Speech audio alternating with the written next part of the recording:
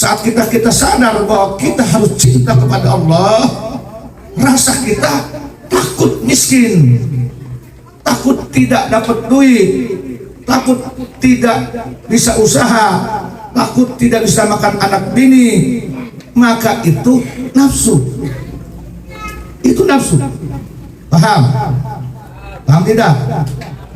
Saat kita diwajibkan belajar ngaji, mengagungkan syariah, mengagungkan fikih, belajar alif bata, belajar al-kalami, belajar iklam, belajar fikih, kita tidak terima. Kita lebih ingin nyari duit, kita lebih ingin bekerja. Kita menganggap tolakul ini itu memberatkan, maka itu nafsu. Paham? Sering tidak terjadi begitu kita? Sering kan? Itu nafsu.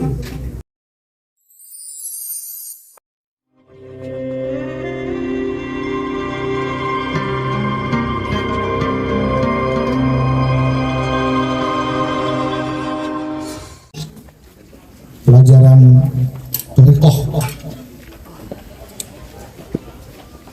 Di dalam thariqah kan kita mengenal hawa nafsu. Saya ingin bertanya dulu nih ke ahli tarekat. Iya mah muji ya mah. Ahli tarekat diuji ya. Kau lain. Murid tarekat diuji kau lain. Supaya paham ulah bertarekat dikir pan tarekat mah bersihkan hawa nafsunya. Betul tuh. Betul tidak? Tarekat itu melawan hawa nafsu kan? Siapa yang bisa menjawab? Yang disebut hawa nafsu itu apa? Ada yang tahu nggak? Tidak ada yang tahu hawa nafsu.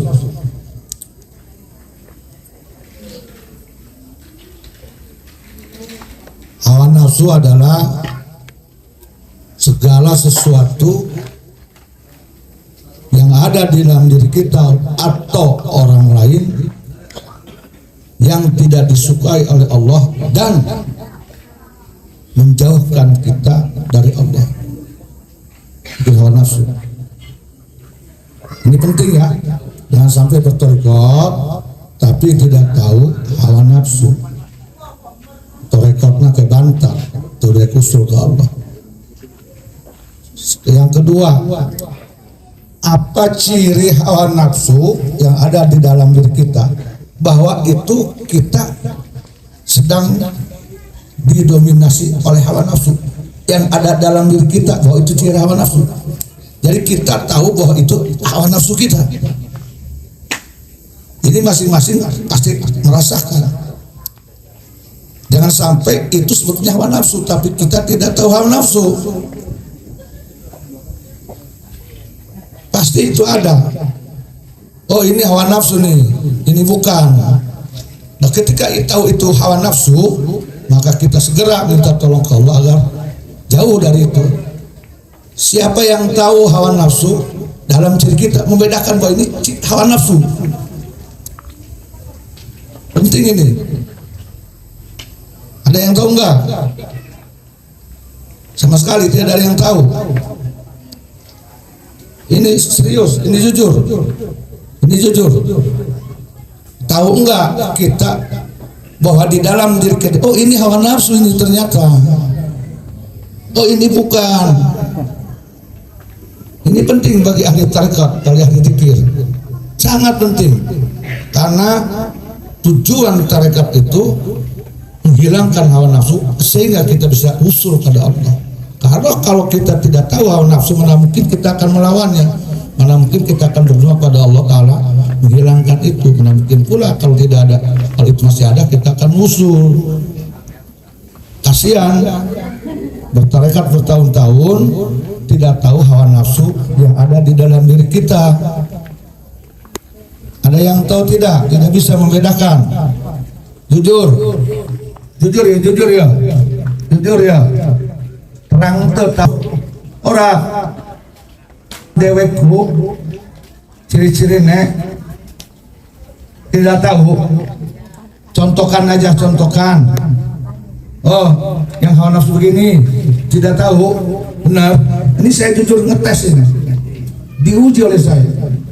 Saya harus uji seorang murid, seorang jemaah harus diuji agar ini, oh berarti ini belum tahu hawa nafsu, maka dijelaskan insya Allah. Tapi ngetes bukan untuk menghina, bukan untuk saya, oh berarti saya evaluasi, berarti ini belum tahu ini. Belum tahu. Dengerin ya, agar ke depan kita tahu ini hawa nafsu kita. Saya sendiri tidak tahu kalau tidak dikasih tahu oleh Allah. Kasihan masalahnya bertarekat melawan hawa nafsu, tapi tidak tahu bahwa dia sedang dalam hawa nafsu. Ini hawa nafsunya dia tidak tahu. Bertahun-tahun bertarekat merokobah kholat, tapi tidak usul ke Allah. Ini kasihan. Makanya kenapa banyak oknum ahli tarekat yang tidak bisa usul ke Allah, yang tidak bertemu dengan Allah, tidak melihat Allah, tidak bisa ngobrol dengan Allah. Ini kasihan banget. Yang hanya ada bangga aja, saya ahli tarekat.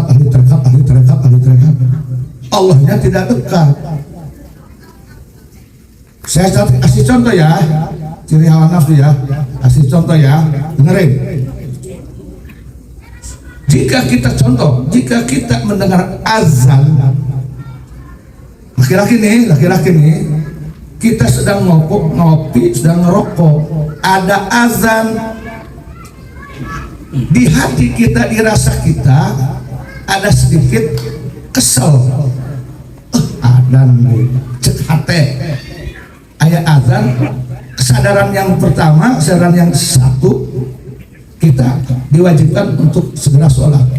Tapi rasa yang lain ada kesel, ada malas, bahkan ada marah. Maka itulah nafsu. Paham? Itu nafsu. Contoh yang kedua, pada ketika kita mau bangun sholat subuh, kesadaran yang pertama kita harus sholat subuh. Tetapi di rasa kita, di dalam diri kita ada sedikit tidak menerima untuk sholat subuh. Ada kesel, bahkan ada marah, bahkan ada kecewa. Maka itu nafsu. Yang lain, ketika kita harus sedekah, ada di hati kita menolak sedekah, tidak ingin sedekah, berat sedekah, bahkan ketakutan sedekah. Tapi sisi lain dirasa kita ingin sedekah, ada yang menolak, bahkan ada yang sedih. Maka itu nafsu. Paham ya? Nah, itu nafsu itu. Saat kau sedih, manakala sesuatu mengajakmu kepada Allah, maka itu nafsu. Saat kau marah, ketika kita di dalam diri kita yang lain menghadap Allah, kita marah, kita kecewa, kita tidak terima, kita enggan, kita malas, itu nafsu.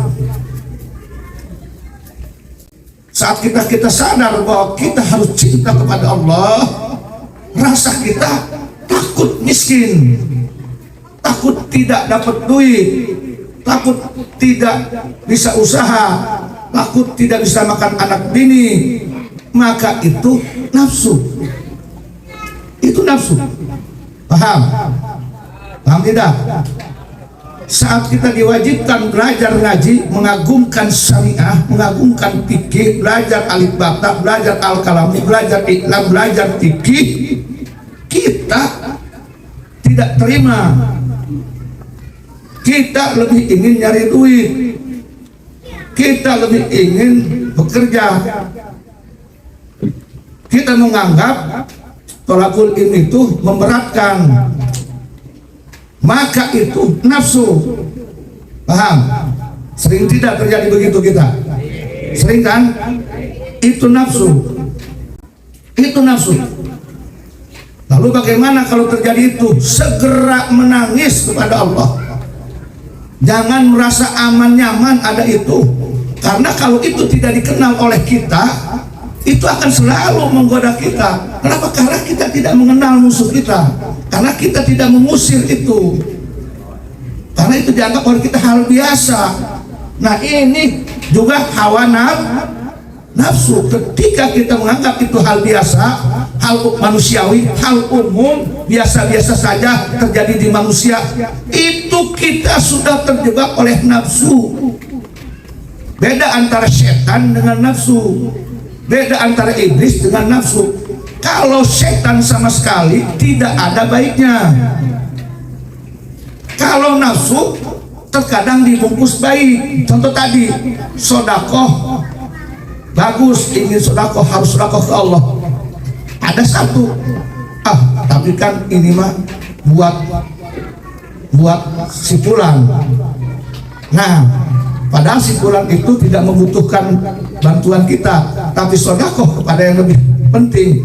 Nah, ketika kita untuk si fulan saja yang tidak butuh, karena si fulanan nanti akan baik lagi ke saya, itu sudah nafsu. Jadi nafsu mah terkadang dibungkus ada baik, tapi itu menjauhkan dari Allah. Saya pengen tanya, kaya bagus tidak? Bagus.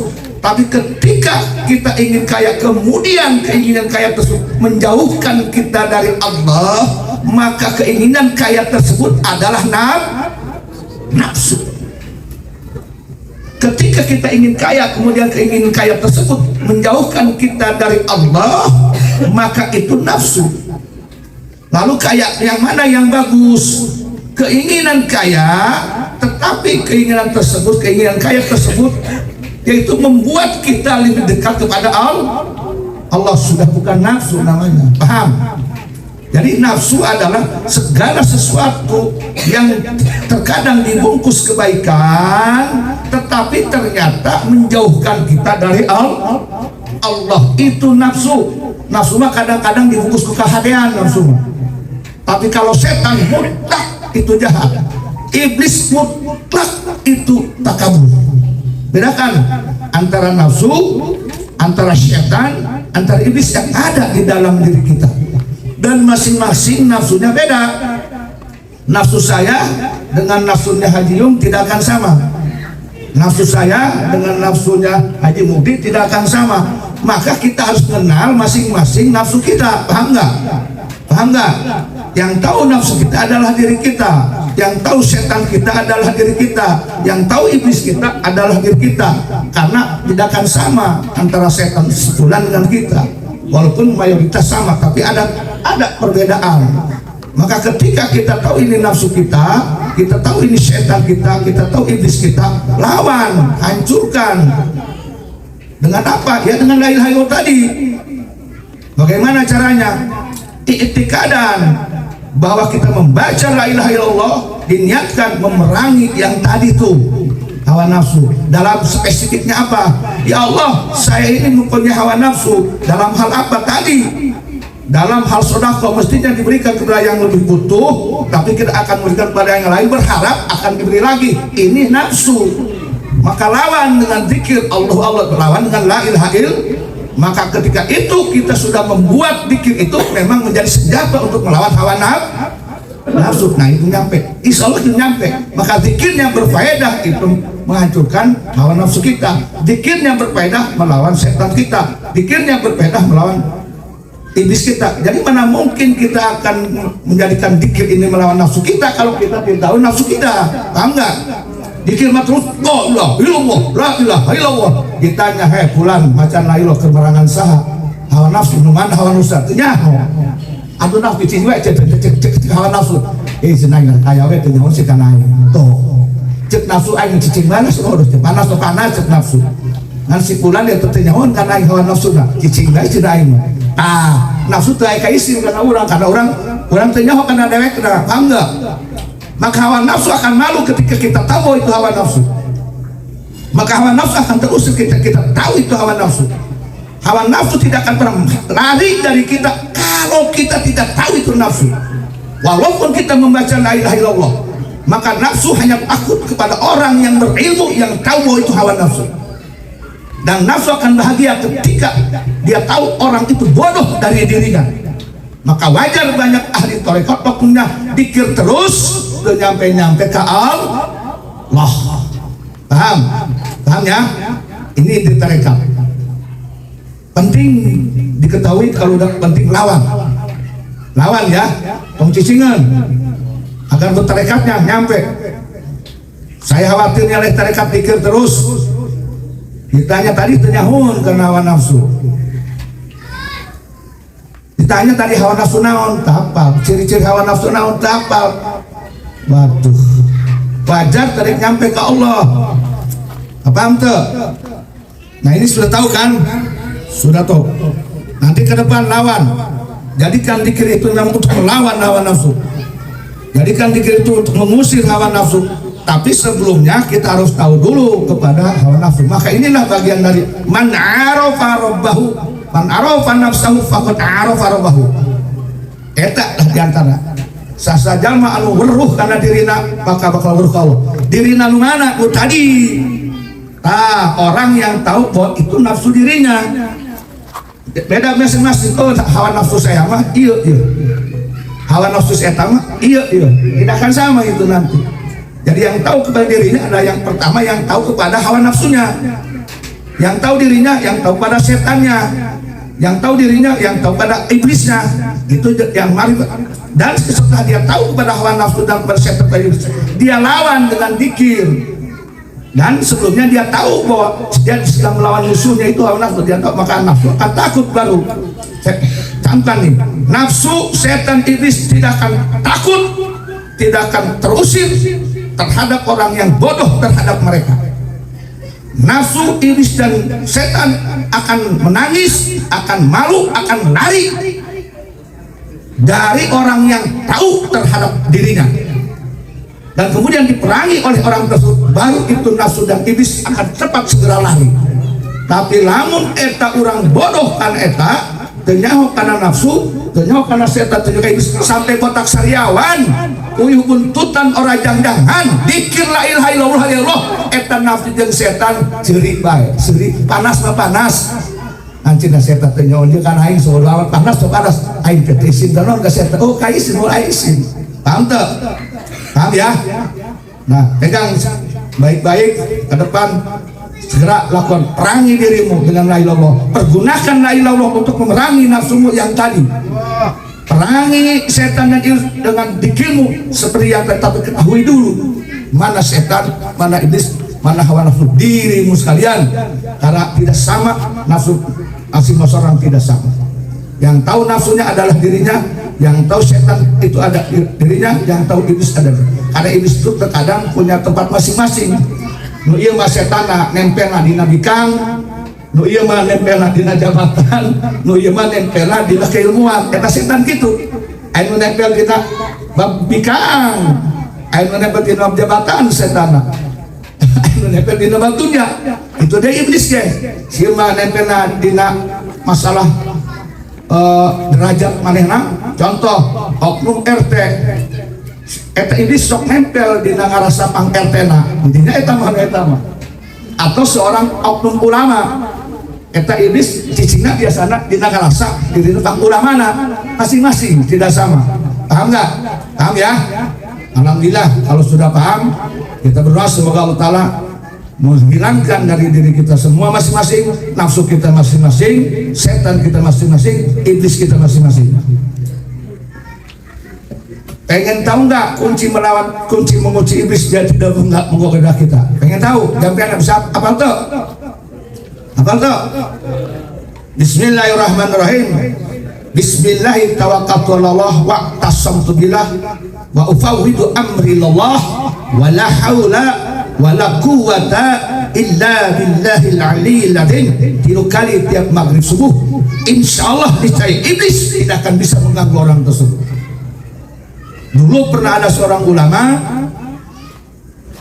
digoda iblis, raja iblis mengumpulkan seluruh iblis-iblis sampai raja-rajanya disuruh menggoda seorang orang. Itu Raja Iblis datang tidak bisa melihat ulama tersebut, jangankan ke ulamanya, melihat rumahnya pun rumah ulama tidak bisa balik deui. Balik deui karena Iblis kena bos dekat tempat ulama di mana kita pendak diraku diutus deui nu rajana deui sama balik deui boro eka goda eta kan ulama. Ayeuna Iblis dia bingungun musyawarah kumaha carana ditanyakeun, akhirnya ditanyakeun ka ulama wal alim eta anjeun kunaon cenah eta anak buah kaulah sampai teu bisa ngagoda anjeun baru ngagoda ka imah ge teu bisa. Cek ulama kieu kaulah tiap maghrib subuh ngaca doa bismillahirrahmanirrahim tawakkaltu 'alallah wa aqsamtu billah wa ufawwidu amri ilallah wa la haula wa la quwata illa billahil aliyyil azim. 3 kali maghrib subuh eta Iblis teu bisa ngagoda. Maka salamet tina nah eta jampen eta segitu ya lah ya, dilanjutkeun. Subscribe, like, dan komen di bawah ini. Nah, jika teman-teman ada unek-unek, ada pertanyaan dan lain sebagainya, silahkan tinggalkan pesan di kolom komentar di bawah ini. Terima kasih sebelumnya. Assalamualaikum warahmatullahi wabarakatuh.